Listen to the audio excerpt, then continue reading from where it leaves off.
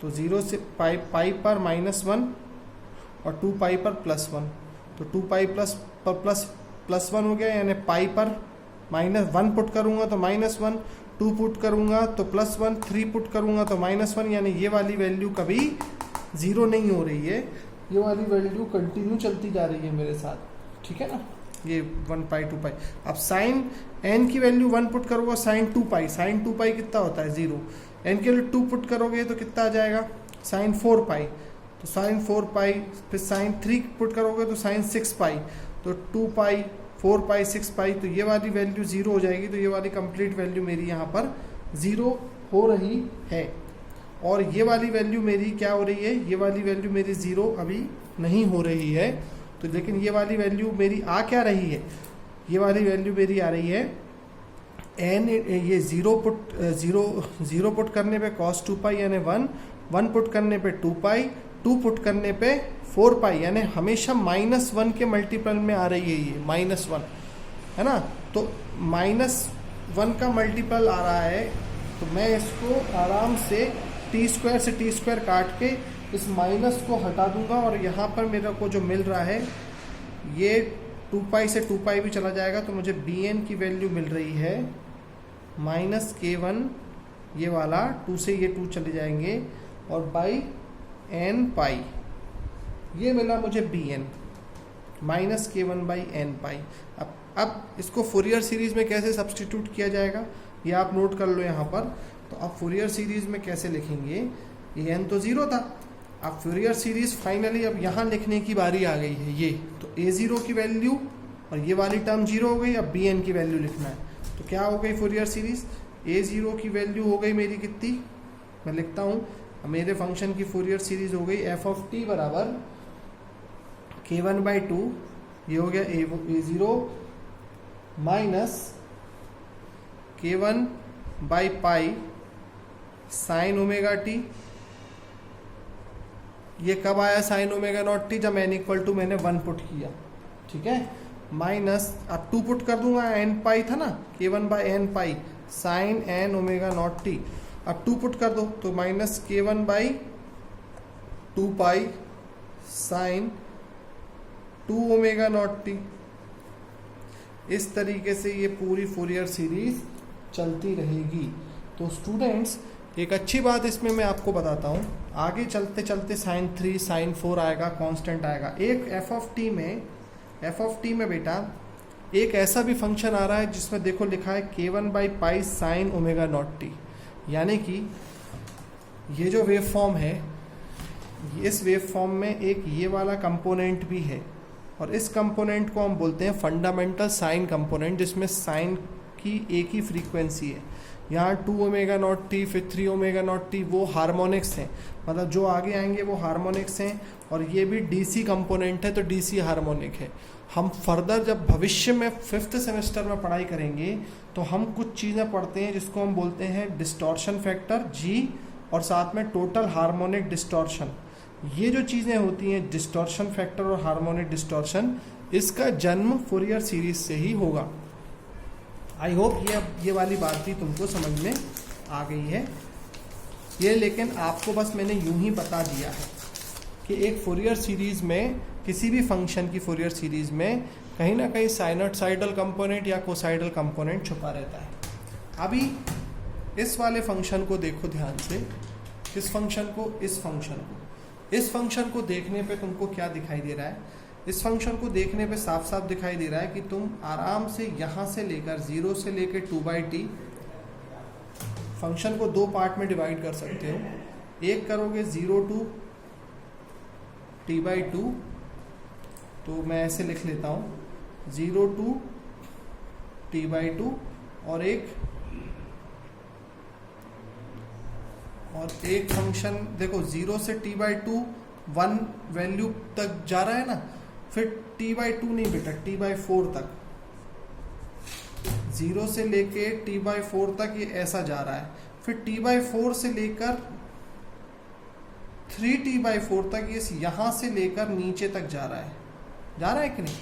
तो मैं एक काम करता हूँ, मैं इसको ऐसे ले लेता हूँ t/4 से लेकर 3t/4 तक, और तीसरा 3t/4 से लेकर t तक जा रहा है।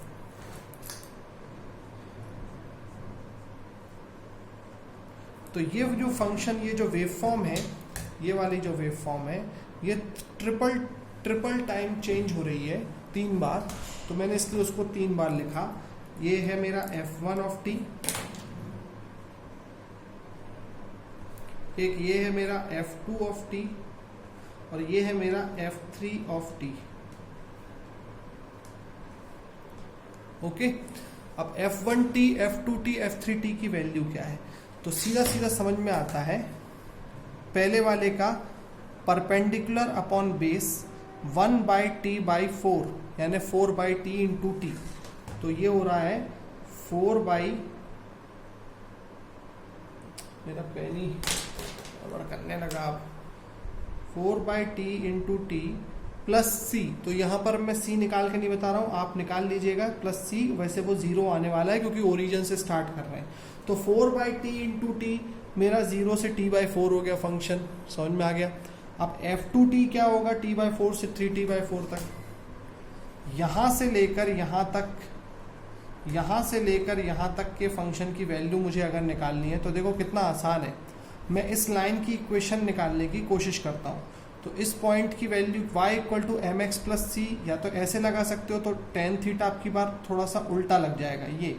तो परपेंडिकुलर कितना होता है? ये वाला डिस्टेंस हो गया 2 और ये वाला डिस्टेंस हो गया बेटा t/4। ये पूरा ट्राइंगल लेंगे ना आपकी बार, क्योंकि ये बड़ी वाली लाइन की इक्वेशन चाहिए, वो भी डाउन स्लोप में उल्टा।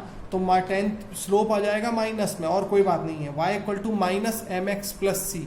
तो परपेंडिकुलर हो गया 2 और बेस हो गया t/4। तो t/4 और 2/t/4 करेंगे तो 2/t/4 करेंगे तो 8/t। तो ये f2t आ रहा है, स्लोप हो गया -8/t इंटू टी प्लस सी। ठीक है, -8/t इंटू टी प्लस सी। और तीसरा 3t/4 से 2t, ये 3t/4 to t। तो ये वाला छोटा सा ट्राइंगल बन रहा है।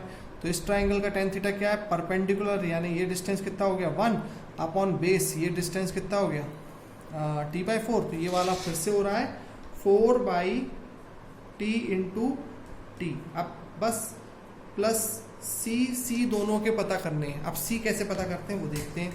तो देखो सी कांस्टेंट कैसे पता करेंगे? एट t = t/2 जो फंक्शन है वो 0 है। तो मतलब t = मैं अगर यहाँ t/2 पुट करूँ, t/2, तो ये 0 मिल जाएगा। तो t/2 पुट करें से t और t कट गए, t और t कट गए, यहाँ 0। तो c = आ गया 8। तो यहाँ पे मैं सीधा लिख देता हूँ 8। समझ में आ गया होगा तुमको।